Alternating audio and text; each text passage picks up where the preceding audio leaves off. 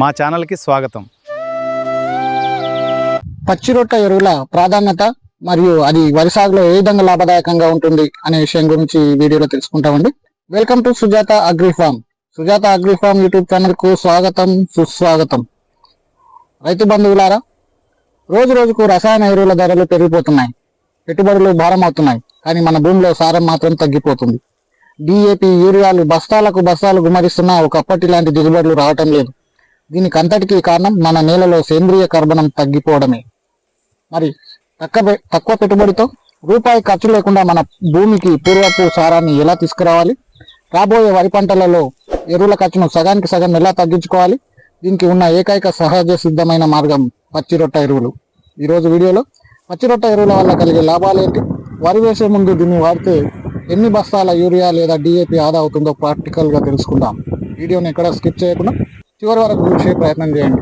అసలు పచ్చిరొట్ట ఎరువులు ఎందుకు వేయాలి, దాని అవసరం ఏంటనేది ఒకసారి చూసుకున్నట్టయితే, నిరంతరం పంటలు పండించడం వల్ల నేలలోని పోషకాలు హరించుకుపోతాయి. పచ్చిరొట్ట పంటలైన జీలుగా, జనుము, పిల్లి పెసర లాంటి పప్పుజాతి పంటలను మనం వేసినప్పుడు వాటి వేర్ల బుడతలలో ఉండే రైజోబియం అనే బ్యాక్టీరియా గాలిలో ఉండే నత్రజనిని గ్రహించి నేలలో స్థాపిస్తుంది.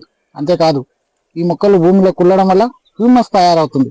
ఇది నేలలో ఉండే వానపాములు, మిత్ర పురుగులు, లాభదాయక బ్యాక్టీరియాల సంఖ్యను 100 రెట్లు పెంచుతుంది. ఫలితంగా గట్టిపడిన మీ భూమి గుల్లబారి నీటి నిల్వ ఉంచుకునే శక్తిని పెంచుతుంది అని చెప్పొచ్చు. వరి పంటలో ఎరువుల ఆదా. ఇది పచ్చిరొట్ట ఎరువులు అనేది సాధారణంగా మనకు వరి కంటే ముందే వేస్తారు చాలా వరకు.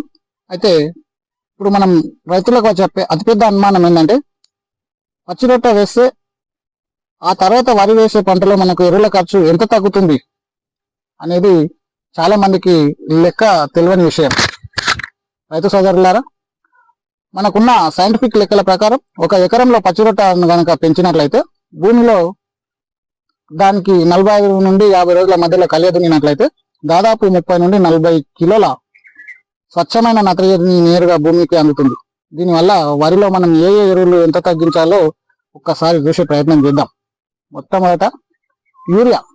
వరికి మనం సాధారణంగా ఇచ్చే యూరియాలో దాదాపు 1 బస్తా యూరియాని పూర్తిగా తగ్గించుకోవచ్చు. ముఖ్యంగా నాటిన కొత్తలో వేసే మొదటి విడత యూరియా వేయాల్సిన అవసరమే ఉండదు. అంటే సాధారణంగా ఒక వరి పంట వేసినప్పుడు 2.5 బస్తాల యూరియా అవసరం పడుతుంది. అయితే ఆ 2.5 బస్తాల్లో 1 బస్తాని తీసివేయచ్చు అన్నట్టు. ఇక రెండవది ప్రధానంగా వాడే ఎరువులలో DAP. పచ్చిరొట్ట కుళ్ళేటప్పుడు కొన్ని రకాల ఆమ్లాలు విడుదలవుతాయి. ఇవి భూమిలో కరగకుండా ఉండిపోయిన భాస్వరాన్ని కరిగించి మొక్కకు అందిస్తాయి. అందుకే వరి నాటేటప్పుడు DAPని సగం బస్తా తగ్గించుకోవచ్చు. అంటే 1 ఎకరానికి కేవలం పచ్చిరొట్ట వేయడం ద్వారా దాదాపు 1000 నుండి 1200 రూపాయల రసాయన ఎరువుల ఖర్చు మనకు ఆదా అవుతుంది అన్నట్టు. అనువైన పంటలు భూమిలో కలియదున్నే విధానం. మరి పచ్చిరొట్టలో ఏ పంటలు వేసుకోవాలి? వరి వేసే రైతులకు జీలుగా అత్యంత ఉత్తమమైనది. ఇది చౌడు నేలలను, నీటి ఎద్దడిని కూడా తట్టుకుంటుంది. నీటి వసతి బాగా ఉండి తేలికపాటి నేలలైతే జనుము వేసుకోవచ్చు. ఇక్కడ మనం చేయాల్సిన అతి ముఖ్యమైన పని ఒకటి ఉంది. ఈ పచ్చిరొట్ట ఎరువులను ఎప్పుడు పడితే అప్పుడు దున్నరాదు.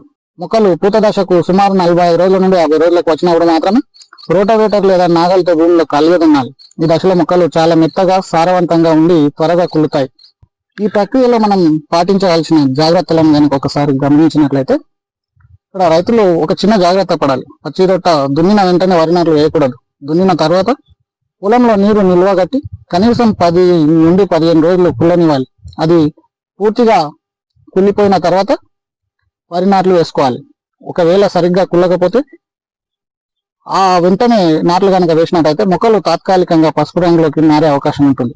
మరో ముఖ్యమైన విషయం ఏంటంటే, పచ్చిరొట్ట వల్ల నత్రజని, భాస్వరం లభిస్తాయి, కానీ పొటాష్ లభించదు. కాబట్టి వరి గింజ గట్టిపడడానికి, తెగుళ్లను తట్టుకోవడానికి పొటాష్ ఎరువును మాత్రం ఎప్పటిలాగే తగిన మోతాదులో సాధారణంగా 1/2 బస్తా నుండి 1 బస్తా వరకు భూమిని బట్టి వాడుకుంటుంటారు.